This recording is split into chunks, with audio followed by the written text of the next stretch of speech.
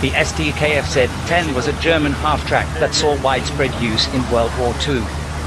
Its main role was as a prime mover for small-towed guns, such as the 2 cm Flak 30, the 7.5 cm leIG, or the 3.7 cm Pak 36 anti-tank gun. It could carry 8 troops in addition to towing a gun or trailer. The basic engineering for all the German half-tracks was developed during the Weimar-era by the Reichswehr's military automotive department, but final design and testing was farmed out to commercial firms with the understanding that production would be shared with multiple companies. Demag was chosen to develop the smallest of the German half-tracks and spent the years between 1934 and 1938 perfecting the design through a series of prototypes. The chassis formed the basis for the Sd.Kfz 250 light armored personnel carrier. Approximately 14,000 were produced between 1938 and 1945, making it one of the most widely produced German tactical vehicles of the war.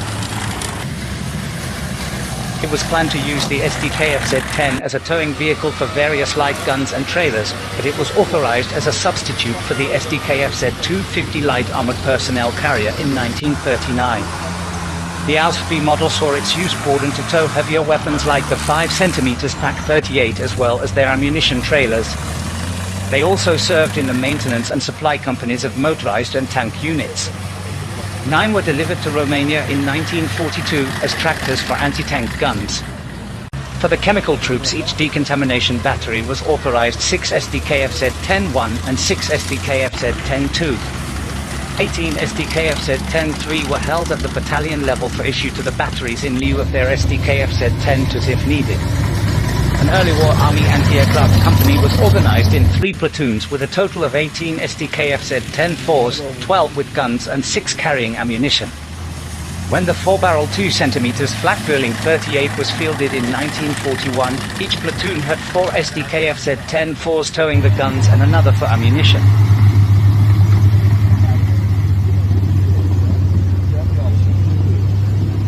Later, these companies were reorganized with a total of 8 Sd.Kfz-10-4s carrying guns, 2 towing Flak and 3 carrying ammunition.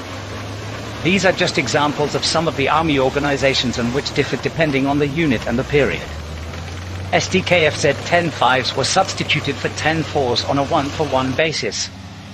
Detailed records do not survive for the Luftwaffe light anti-aircraft units, but they appear to have been organized into batteries of 9 or 12 guns.